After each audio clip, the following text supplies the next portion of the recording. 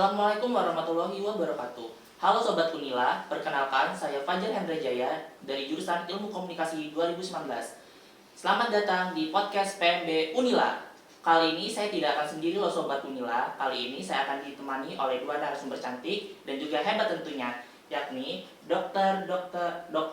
Hairunisa Berawi dan juga Ibu Dr. Eti Apriana M. Biomed. Halo Ibu, selamat siang. Selamat siang. Boleh nih Ibu, boleh sapa dulu Sobat Unila yang lagi menyaksikan tayangan kita Ibu. Perkenalan diri. Selamat siang Sobat Unila. Assalamualaikum warahmatullahi wabarakatuh. Perkenalkan, nama saya Dr. Hairunisa Berawi M.Kes.Aipo. Saya Ketua Program Studi Pendidikan Dokter Fakultas Kedokteran Universitas Lampung. Ya, saya Dr. Eti Apriana M. Biomed di Program Studi Pendidikan Dokter Unila. Saya sebagai Ketua Tim Penjaminan Mutu di Prodi Pendidikan Dokter. Oke, jadi aku hari ini mau tanya-tanya sedikit nih tentang seputar jurusan pendidikan dokter Unila. Yang pertama aku pengen tanya nih tentang latar belakang pendidikan jurusan kedokteran Unila ini apa sih Bu? Terus visi misi dari jurusan kedokteran Unila ini apa nih Bu kalau boleh tahu? Kemana dulu? Saya dulu ya. Kalau yang pertama, latar belakang pendidikannya Fakultas Kedokteran Universitas Lampung itu merupakan hasil rangkuman beberapa rapat kerja yang dibangun sejak tahun 2000. Sebetulnya sudah lama, dari tahun berapa ya Tia? Karena adanya kebutuhan di Provinsi Lampung untuk lulusan dokter, untuk memenuhi kebutuhan masyarakat Lampung terhadap sarjana dokter, sarjana profesi dokter. Di situ baru akhirnya dituangkan dengan adanya rapat kerja yang dikoordinatori oleh Universitas Lampung yang melibatkan stakeholder, masyarakat luas, pemerintah pusat, sehingga pada akhirnya kalau bicara apa latar belakangnya yang utama karena memang adanya kebutuhan wilayah Lampung untuk dokter, khususnya wilayah Lampung, karena kebutuhan dokter itu sebetulnya hampir di seluruh Indonesia. Mungkin itu yang menjadi latar belakang. Tapi kalau sejarah itu hal yang agak berbeda ya. Dan di sini mungkin kalau latar belakangnya karena adanya kebutuhan akan sarjana dokter. Dan kelihatan itu masih ya semakin bertambah banyak malah. Karena memang kebutuhan dokter itu kan sebagai tenaga kesehatan kan selalu diperlukan. Iya benar Bu. Dokter kan selalu jadi manajer ya. Leading sektor dalam berbagai hal yang terkait dengan kesehatan. Kadang dokter jadi leadingnya, terutama dalam teknis-teknis pelayanan kesehatan. Kemudian untuk akreditasi dari jurusan kedokteran ini apa sih Bu kalau boleh tahu? Akreditasinya saat ini kalau di Fakultas Kedokteran kan ada beberapa program studi ya. Nah, untuk program studi pendidikan dokter ya, di mana kalau mau jadi dokter masuknya kan di program studi pendidikan dokter. Kita sering sebutnya PSPD itu singkatannya ya. PSPD saat ini alhamdulillah akreditasinya adalah akreditasi A. Ya, akreditasi A karena terakhir kita mendapatkan akreditasi dari LAMPTKES ya, lembaga akreditasi untuk pendidikan tinggi kesehatan, kita mendapatkan akreditasi A. Jadi udah A ya Bu ya? Udah A. Tadi ada yang belum terjawab nih. Tadi dia nanya visi misi. Iya Bu, visi misi. Nah, kalau bicara visi misi yang utama bahwa sekarang ini kalau program studi pendidikan kedokteran, karena kita belum ada jurusan deh. Ini masih sedang dalam proses untuk pembentukan jurusan kedokteran sendiri. Jadi kalau visi misi yang ada di program studi itu kita mengacu ke fakultas bahwa kita tuh ingin memiliki visi untuk menjadi program studi pendidikan dokter yang unggul, inovatif dan berdaya saing di tingkat nasional dan kekhususan agromedicine. Di mana visinya di mana misinya akan diterjemahkan dalam 3 tridharma, di pendidikannya, di penelitiannya, dan di pengabdian kepada masyarakat. Dan alhamdulillah seperti kata Dr. Edi tadi, sejak 2020 kita sudah akreditasi A. Tapi sebetulnya dari 2013 ya Dr. Edi? Ya, jadi sebelumnya kita juga dalam beberapa akreditasi sebelumnya kita akreditasi A sebentar sekali tempo hari itu dapat B, tapi sebentar kemudian kita mengajukan lagi dan alhamdulillah terakhir di 2020 kita mendapatkan akreditasi A. Lalu kan ini banyak pertanyaan nih tentang calon mahasiswa baru terkait cara belajar nih di pendidikan kedokteran. Pasti banyak nih calon Sobat Unila yang masih penasaran gimana sih kehidupan di dunia kedokteran. Lalu cara sistem belajarnya nih bagaimana Kak Bu untuk di pendidikan dokter sendiri? Sebenarnya kalau cara belajar tuh sama ya, mahasiswa kan memang tugas utamanya belajar gitu ya. Tapi memang di pendidikan dokter itu kan memang beban belajarnya lebih banyak ya, karena memang ilmu yang dipelajari itu cukup banyak ya. Ilmu tentang manusia ini kan sangat banyak, sangat kompleks begitu kan, sehingga memang kesannya gitu ya, mahasiswa kedokteran itu kok belajar terus gitu kan, karena memang tuntutannya untuk materi pelajarannya memang sangat banyak ya. Apalagi kan di pendidikan dokter itu ada 2 tahap gitu. Jadi kalau mau jadi dokter kita ada pendidikan sarjana ya, kemudian nanti dapat gelar sarjana kedokteran, setelah itu melanjutkan di tahap profesi ya, yang sering dikenal dengan koas gitu. Ya sama, dua-duanya itu sama, beban belajarnya sangat banyak, sehingga memang yang diharapkan kalau mau menjadi mahasiswa pendidikan dokter ya, calon-calon dokter ini memang mau nggak mau harus rajin belajar gitu ya, tekun rajin belajar karena memang tadi tuntutan untuk belajarnya memang harus lebih gitu. Karena kita kalau kedokteran juga sekarang tuh kita mengacunya di satu aturan, satu kompetensi nasional yang dikenal dengan sistem kompetensi dokter Indonesia. Dan itu yang menyebabkan ada rigid, ada kekakuan bahwa kompetensi itu harus sama di semua fakultas kedokteran. Nah itu mungkin yang menyebabkan kenapa fakultas kedokteran agak berbeda, karena kita punya standar nasional. Dan itu mungkin menyebabkan seolah-olah kalau belajar di kedokteran memang lebih berat, dan memang nyatanya lebih berat. Kami kalau ngeliat mahasiswa itu kayaknya mereka itu nggak ada waktu untuk yang lain-lain. Tapi alhamdulillah ya Dokter Eti ya, dengan waktu belajar mereka yang padat, mereka jadi lebih menghargai waktu. Sehingga saya lihat juga untuk aktivitas yang lain mereka tidak terabaikan, masih bisa ikut organisasi, masih bisa senang-senang, masih bisa nyanyi. Betul. Jadi akademik dan non akademiknya tetap balance ya Bu. Iya, tetap. Lalu apa saja nih keunggulan dari program studi pendidikan dokter Unila nih jika dibandingkan dengan prodi pendidikan dokter di universitas lain? Kan banyak tuh univ-univ lain juga ada pendidikan dokter. Lalu apa sih yang bisa diunggulkan dari prodi PSPD ini sendiri Bu? Kalau keunggulannya kalau ya tadi ya, sebenarnya kita di Indonesia semua pendidikan dokter itu berada dalam satu standar kompetensi ya. Jadi sebenarnya di prodi manapun, universitas manapun di pendidikan dokter itu kita ada standar kompetensi yang harus dicapai. Di Lampung, di Jakarta, di Papua itu semua sama ya. Jadi secara nasional sudah ditetapkan kompetensi yang harus dicapai. Jadi secara prinsipnya kompetensi yang harus dicapai, pelajaran yang harus dilalui itu sama gitu ya. Tapi kita di Lampung kita memiliki satu ciri khas atau yang sering kita sebut dengan kekhususan ya. Jadi prodi pendidikan dokter di Universitas Lampung kita memiliki kekhususan disesuaikan dengan karakteristik ya Provinsi Lampung sebagai daerah agrikultur gitu ya, sehingga dalam visi baik fakultas kedokteran maupun prodi-prodi yang ada di fakultas kedokteran kita memiliki visi yaitu kekhususannya agromedicine, artinya bahwa kita akan memiliki kelebihan gitu ya. Jadi di samping dengan kompetensi dasar yang wajib tadi gitu ya, sebagai lulusan dari prodi pendidikan dokter Unila itu memiliki kelebihan kekhususan agromedicine. Jadi punya kelebihan dalam menangani masalah-masalah kesehatan yang ada di dalam komunitas agrikultur. Ya. Nah, dan itu yang juga menjadi satu keunggulan ya, karena kalau kita bicara tentang bagaimana kompetensi di dokter Indonesia, masing-masing fakultas kedokter tuh punya kelebihan karakteristiknya. Ada yang dokter keluarga, ada yang tropical disease, ada yang disaster medicine, ada yang herbal tradisional. Kalau di Unila, keunggulan kami karakternya adalah agromedicine. Dan ini kelihatannya kita juga mengacu sampai level universitas, sehingga lulusan kita mereka akan punya kemampuan lebih terutama dalam pembahasan berbagai kajian akademik yang terkait sama agromedicine atau agrikultur payungnya tadi. Lalu yang kedua, keunggulan lain juga sebetulnya ada juga di prodi itu udah itu udah keunggulan tersendiri. Pada saat saya bilang apa prodi kamu akreditasinya A, itu udah unggul. Dan keunggulan yang lain di prodi PSPD, kita punya lokasi sosiodemografi yang sangat menguntungkan. Kita berada di tengah nih dengan segala kelebihan karakteristik input ini, kita punya kelebihan yang kita punya sosiodemografi menguntungkan. Tapi kalau selain itu, kalau kita bicara kelebihan-kelebihan lain, kita punya SDM yang bagus, kita punya fasilitas yang lengkap, kita punya kerjasama dan dukungan pemerintah daerah yang sangat kuat, sehingga itu bisa dikatakan kalau ditanya apa keunggulan, banyak banget ya. Termasuk juga lokasi ya, lokasi ya? Kita ada di tengah kota kan, Universitas Lampung ini kan dekat mall. Jadi cukup strategis juga. Itu juga juga hal yang penting kan untuk mahasiswa dan teman-teman akses lokasi. transportasi Lampung sangat mendukung. Mendukung. Dan iya, peminatan padanya bisa dilihat bahwa orang Jawa, khususnya daerah wilayah Jawa Barat, itu lebih cenderung untuk memilih PSPD.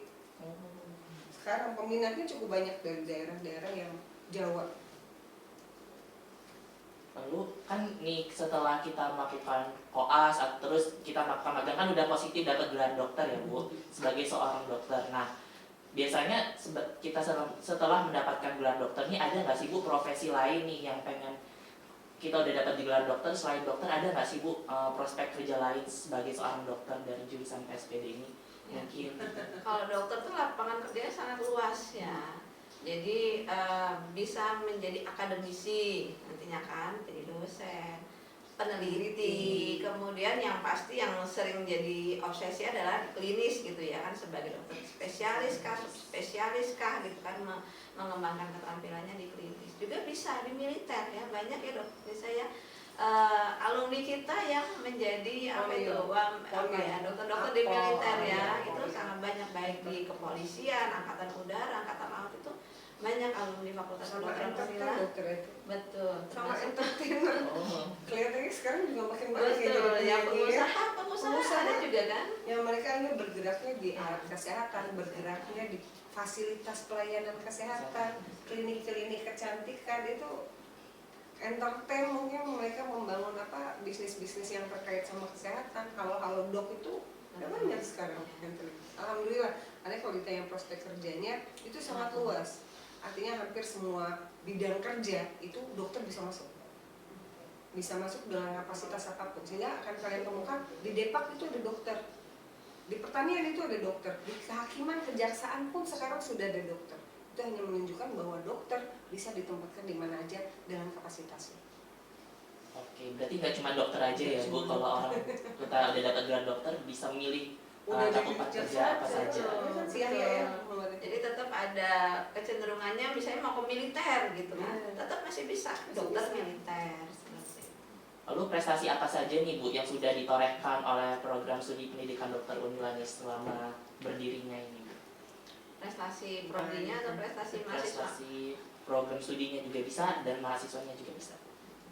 Kalau prestasi program studinya tadi ya, prestasi utama suatu program studi kan akreditasi gitu ya. Jadi kan itu yang menjadi parameter bagaimana proses yang terjadi di dalam suatu program studi gitu ya. Dan alhamdulillah saat ini program studi pendidikan dokter Unila sejak tahun 2020 mendapatkan akreditasi A gitu ya. Dan ini juga yang menjadi kerja keras kita semua di PSPD untuk bisa mempertahankan dalam akreditasi berikutnya gitu kan. Kalau prestasi mahasiswa itu banyak sebetulnya. Prestasi mahasiswa program studi kedokteran, karena kebetulan sejak dibangunnya Fakultas Kedokteran, pertama itu program studi pendidikan kedokteran ini dia sendiri, dia payungnya PSPD masih payungnya di bawah MIPA sampai 2011 ada perubahan peraturan tata kelola sehingga harus ada Fakultas Kedokteran, baru PSD punya Fakultas Kedokteran. Sampai 2013 bahkan mungkin sampai 2020 PSPD itu sendiri. Sehingga kalau bicara prestasi mahasiswanya itu sudah sangat banyak. Dari internasional ada, dari nasional ada, dari regional apalagi. Kalau yang terbaru 2021 ada beberapa prestasi yang mungkin bisa saya bacakan, tapi mungkin itu bisa di-searching ya Dok ya, karena cukup banyak. Tapi yang utama juga prestasi-prestasi itu terfasilitasi karena di prodi itu banyak UKM, banyak unit-unit kemahasiswaan yang memfasilitasi kemauan mahasiswa yang bukan cuma akademik. Ada yang mau suka ikut olimpiade, ada yang suka keagamaan, ada yang suka seni budaya, ada yang suka sama memang bidang penelitian, pengabdian masyarakat ada, bahkan yang memang suka jadi dokter seperti Pakis yang seperti dalam PMR itu ada. Dan masing-masing unit itu ternyata banyak menghasilkan prestasi-prestasi baik di mahasiswa yang di kader maupun dari unitnya itu sendiri. Dan itu bisa saya katakan kalau disebutkan satu-satu agak banyak ya. Terakhir malahan yang cukup unik, mungkin bulan ini ada mahasiswa kedokteran namanya Rizky Arsat yang menang juara tinju regional di GOR kemarin. dokter loh itu bisa ninju juga dokter. Jadi walaupun sibuk, tetap ya mahasiswa itu mengembangkan kreativitasnya dalam kegiatan-kegiatan kemahasiswaan dan dibuktikan juga berprestasi gitu ya, dan sampai tingkat internasional ya. Jadi udah cukup banyak ya Bu prestasi-prestasi dari tingkat regional sampai internasional ya Bu.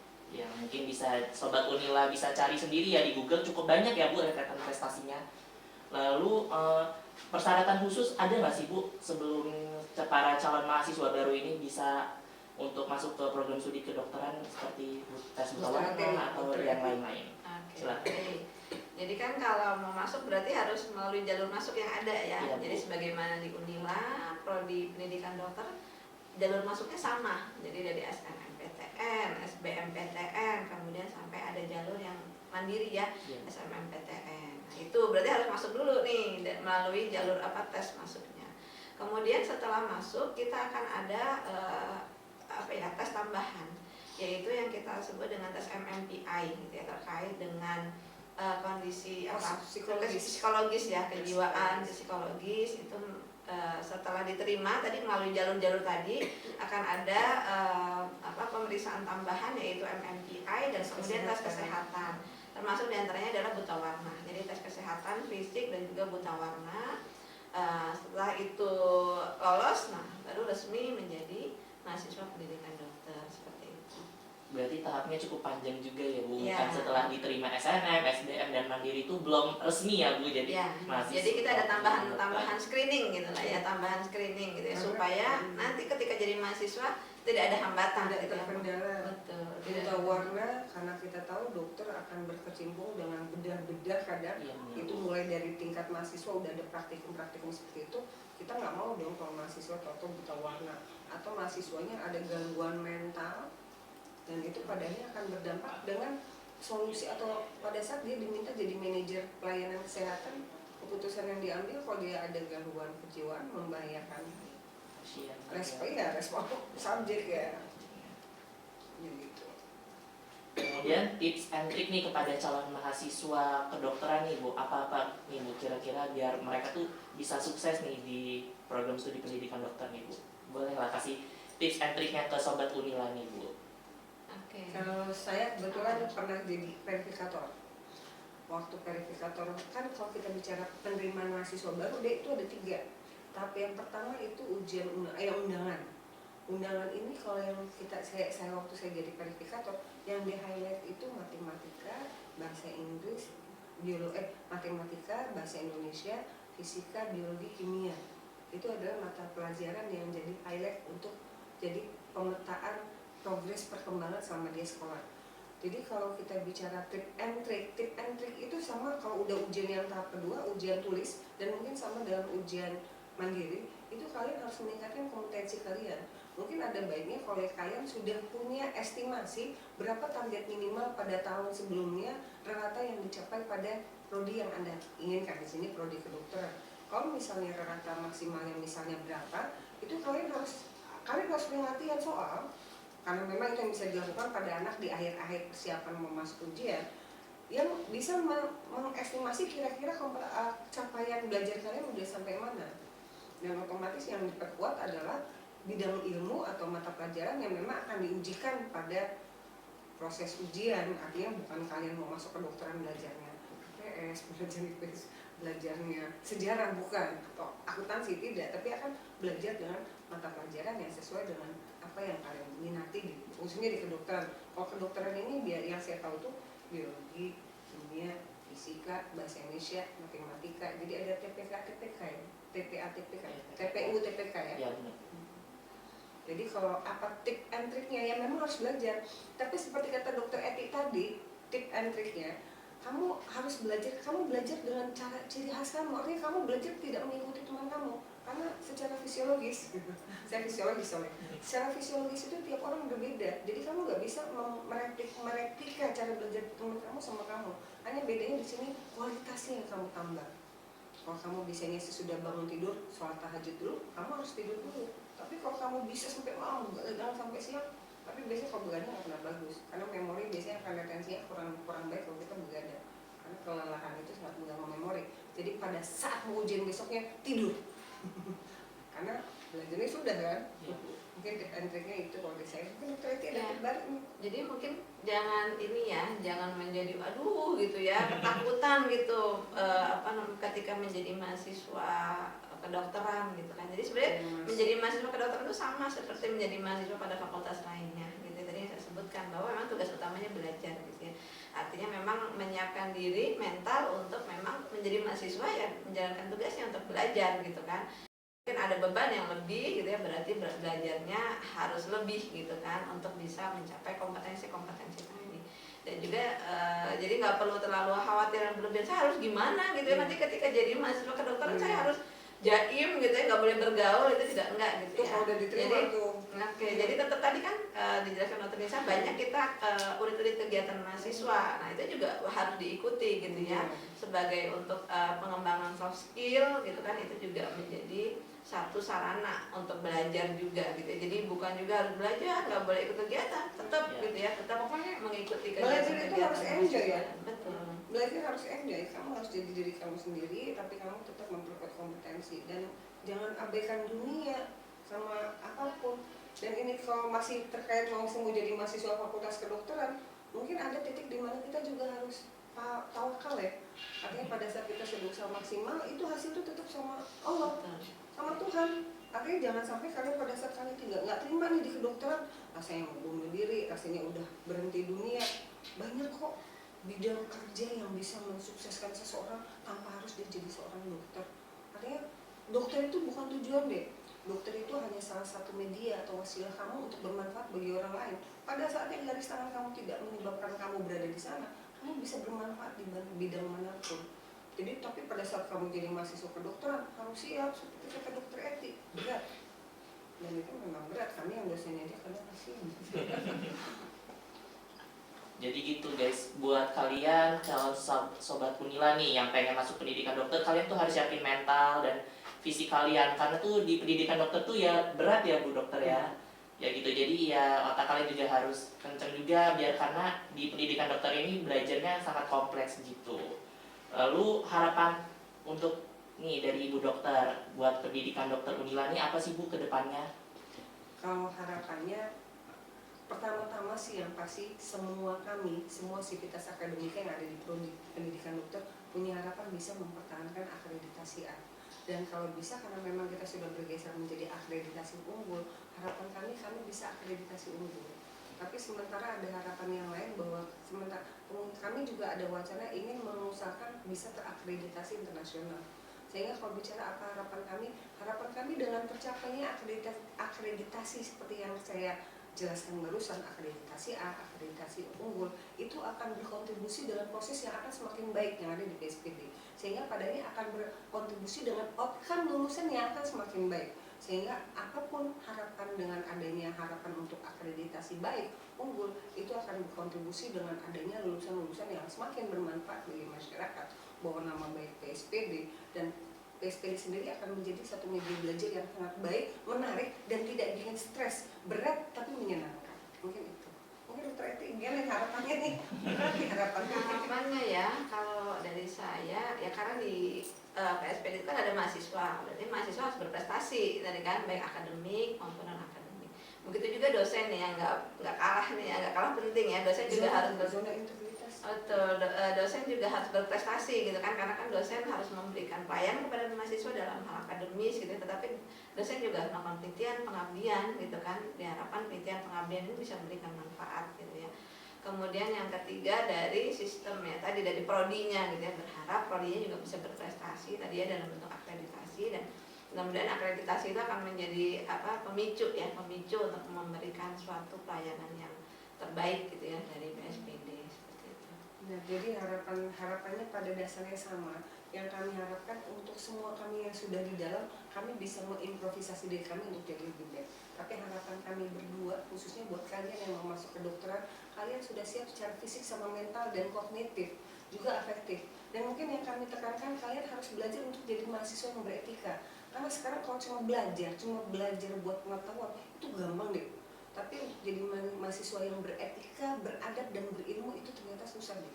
dan untuk menjaga itu menjadi pakem kalian, lulusan yang berpakem, etika, adab, dan berilmu. Itu mungkin kadang-kadang bukan cuma bisa difasilitasi dari prodi, tapi dari individunya sendiri. Siapkan mental kalian untuk menjadi seperti itu.